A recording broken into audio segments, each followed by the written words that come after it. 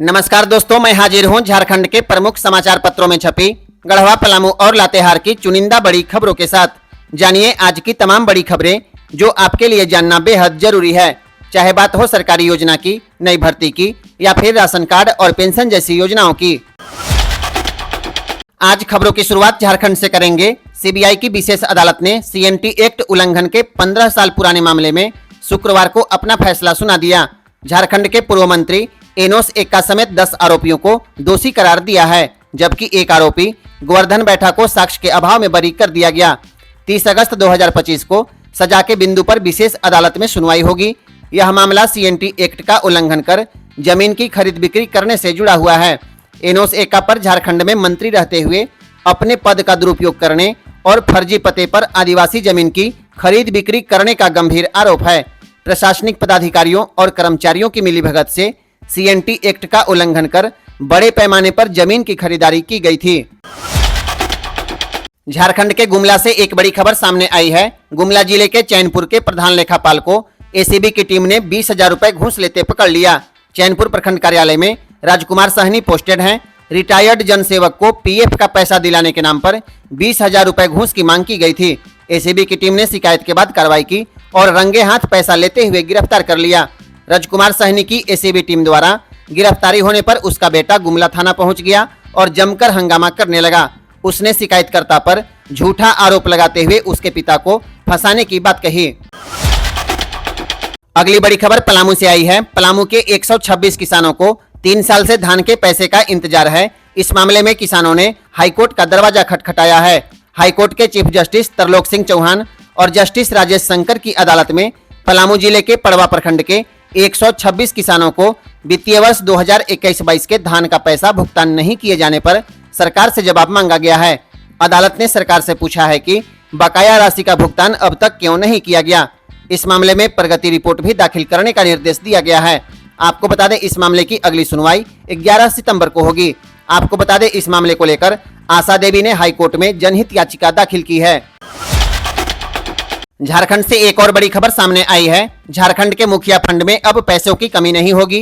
15वें वित्त आयोग का 1700 करोड़ रुपए केंद्र पर जो बकाया है, सितंबर महीने तक मिलने की उम्मीद है। ग्रामीण विकास मंत्री दीपिका पांडे सिंह ने सदन में बताया है कि 15वें वित्त आयोग का 1700 करोड़ रुपया केंद्र सरकार पर जो बकाया है, यह राशि वित्तीय वर्ष 2024-25 और 25-26 से संबंधित है। मंत्री ने कहा है कि पिछले 2 वित्तीय वर्ष से 15वें वित्त आयोग का पैसा केंद्र से नहीं मिल रहा है।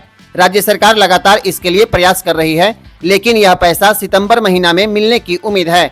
ऐसे में राशि मिलने के बाद मुखिया फंड से पंचायतों में विकास के कई सारे काम होंगे और अभी पैसा नहीं रहने के चलते विकास के कई सारे काम लंबित पड़ा हुआ है। वीडियो को अंत तक जरूर देखें ताकि कोई जरूरी सूचना छूट न जाए। वीडियो अच्छा लगे तो लाइक, कमेंट और शेयर करें और चैनल को सब्सक्राइब जरूर करें। कमेंट बॉक्स में जरूर बताएं आप किस जिले से इस वीडियो को देख रहे हैं और वीडियो आपको कैसा लगा। अगली बड़ी खबर लातेहार से आई है। लातेहार के महुआडांड एसडीएम के विरुद्ध प्राथमिकी के लिए थाने में आवेदन दिया गया है। महुआडांड एसडीएम पर हिंदू महासभा के अध्यक्ष मनोज जायसवाल और सनातन समाज के लोगों को धमकी और अपमानित करने का आरोप लगाया गया है।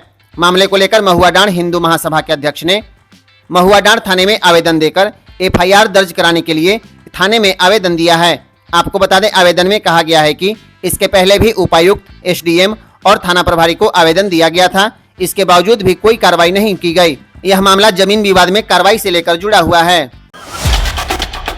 पलामू जिले से एक और बड़ी खबर सामने आई है। पलामू में 19 बालू घाटों का ई नीलामी किया जाएगा। राज्य सरकार ने पलामू में कैटेगरी 2 के तहत 19 बालू घाटों को चिन्हित कर लिया है। सरकार के निर्देश के आलोक में इन बालू घाटों के नीलामी की प्रक्रिया शुरू कर दी गई है। सर्वेक्षण में बताया गया है कि इन सभी बालू घाटों में 101 करोड़ 30 लाख घन फीट से अधिक बालू है। इसमें सबसे अधिक सिंगरा कला में 205 हेक्टेयर में बालू है। जिले के चिन्हित 19 बालू घाटों के नीलामी के लिए 129 करोड़ 66 लाख रुपए सुरक्षित जमा राशि निर्धारित की गई है। 7 समूहों में बांटकर सभी 19 बालू घाटों की नीलामी की जाएगी। आपको बता दें, बालू घाटों की नीलामी होने से पलामू जिले के लोगों को सस्ते दाम पर बालू मिल पाएगा। अभी अवैध रूप से बालू का उत्खनन होता है। ऐसे में आम लोगों को ऊंचे दामों पर बालू की खरीदारी करना पड़ रहा है। आपको बता दें, निविदा की अंतिम तिथि 10 सितंबर तक है। 15 सितंबर तक बालू घाटों की ई नीलामी हो जाएगी। अगली बड़ी खबर झारखंड से आई है। झारखंड के दिसोम गुरु शिबू सोरेन को भारत रत्न देने का प्रस्ताव गुरुवार को झारखंड विधानसभा में सर्वसम्मति से पारित हो गया। मानसून सत्र के आखिरी दिन परिवहन मंत्री दीपक बिरुवा ने सदन में प्रस्ताव रखते हुए कहा कि गुरुजी ने अपना पूरा जीवन झारखंड आंदोलन और समाज सुधार को समर्पित किया है। इधर नेता प्रतिपक्ष बाबूलाल मरांडी ने भी इस प्रस्ताव का समर्थन किया है और उन्होंने मांग की है कि झारखंड आंदोलन के प्रणेता मरांग गोमके, जयपाल सिंह मुंडा और विनोद बिहारी महतो को भी भारत रत्न दिए जाने के प्रस्ताव में शामिल किया जाए। झारखंड से एक और बड़ी खबर सामने आई है। झारखंड के अल्पसंख्यक कल्याण मंत्री हफीजुल हसन की तबीयत बिगड़ गई। उन्हें रांची के पारस अस्पताल में भर्ती कराया गया, जहां उनकी हालत खतरे से बाहर बताई गई है। हालांकि डॉक्टरों ने फिलहाल उन्हें 24 घंटे की निगरानी में रखा है। अस्पताल प्रबंधक नितेश कुमार ने बताया कि फेफड़ा में संक्रमण के कारण ऑक्सीजन पर रखा गया है और एंटीबायोटिक उपचार चल रहा है।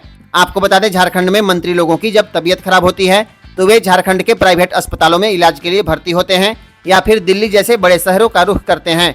आपको बता दें, झारखंड के सरकारी अस्पतालों की स्थिति काफी चिंताजनक है। रांची रिम्स में कोई भी मंत्री इलाज नहीं कराता है। गढ़वा जिले से एक बड़ी खबर सामने आई है। गढ़वा के खिलाड़ियों ने देश विदेश में परचम लहराया है। बॉक्सिंग प्रतियोगिताओं में जिले के खिलाड़ियों का शानदार प्रदर्शन रहा है। राज्य का नाम रोशन किया है। जिले में बॉक्सिंग के क्षेत्र में महागुरु अवार्ड विजेता कोच रामप्रवेश तिवारी का महत्वपूर्ण योगदान रहा है। आपको बता दें, वर्ष 2019 से बच्चों को निःशुल्क बॉक्सिंग का प्रशिक्षण रामप्रवेश तिवारी देते हैं। उनके प्रशिक्षण के बाद से बॉक्सिंग के क्षेत्र में कई प्रतिभावान बच्चे बेहतर प्रदर्शन कर गढ़वा और राज्य का नाम रोशन किया है। पलामू जिले से एक और बड़ी खबर सामने आई है। धान खरीदी का बकाया भुगतान को लेकर विधायक ने विधानसभा में मुद्दा उठाया है। नीलांबर पीताम्बरपुर प्रखंड के राजहरा पैक्स द्वारा पिछले वर्ष 2022 में किसानों से खरीदे गए धान का भुगतान आज तक नहीं किया गया। पैक्स के तत्कालीन अध्यक्ष विनोद कुमार सिंह पर गबन का आरोप है, लेकिन अब तक ठोस कार्रवाई नहीं हो पाई। इस मामले को लेकर पांकी के विधायक डॉक्टर कुशवाहा शशिभूषण मेहता ने झारखंड विधानसभा में उठाया है। बरसात का मौसम लगभग खत्म होने वाला है, लेकिन अभी तक आपने अगर खुखड़ी नहीं खाया तो इस बार आप खुखड़ी खाना भूल जाइए, क्योंकि गढ़वा में खुखड़ी 1600 रुपए और खेकसा 300 रुपए किलो बिक रहा है। सब्जियों के दाम बढ़ने पर किचन का स्वाद बिगड़ गया है। पहले 500 रुपए में सब्जियों के थैले भर जाते थे, लेकिन अब 1000 रुपए लग रहा है। आपको बता दें, स्थानीय बाजारों में इन दिनों सब्जियों के दाम आसमान छू रहे हैं। आपको बता दें, गढ़वा में सुरवा खुखड़ी 1600 रुपए किलो बिक रहा है और देहाती खेकसा की कीमत 300 रुपए प्रति किलो है। पलामू जिले से एक और बड़ी खबर सामने आई है। पलामू के सांसद बीडी राम ने कहा है कि चैनपुर नेवरा सेमरा सड़क का जल्द काम शुरू होगा। उन्होंने इस बारे में पथ निर्माण विभाग के सचिव को पत्र लिखकर डाल्टनगंज कोयल नदी पर उच्च स्तरीय पुल और चैनपुर प्रखंड के शाहपुर कोयल नदी पुल से चैनपुर नेवरा सेमरा से लोहर सिम्मी तक लगभग 15 किलोमीटर सड़क को 2 लेन की सड़क चौड़ीकरण कार्य को शीघ्र आरंभ करने का आग्रह किया है। आपको बता दें, पलामू सांसद अक्सर सड़क पुल पुलिया निर्माण को लेकर अपने विभाग से मांग करते रहते हैं और उनके मांग पर कई बड़ी परियोजनाओं पर अब तक काम हो चुका है। आपको बता दें, डाल्टनगंज कोयल नदी पर उच्च स्तरीय पुल सहित इस सड़क को 2 लेन की सड़क चौड़ीकरण के लिए PWD झारखंड सरकार के द्वारा तकनीकी स्वीकृति प्रदान की जा चुकी है। ऐसे में उम्मीद है कि बहुत जल्द इस सड़क का निर्माण शुरू हो जाएगा। आज के लिए बस इतना ही। फिर कल मिलेंगे गढ़वा, पलामू और लातेहार की तमाम बड़ी खबरें लेकर। धन्यवाद। वीडियो अच्छा लगे तो लाइक, कमेंट और शेयर करें और चैनल को सब्सक्राइब जरूर करें।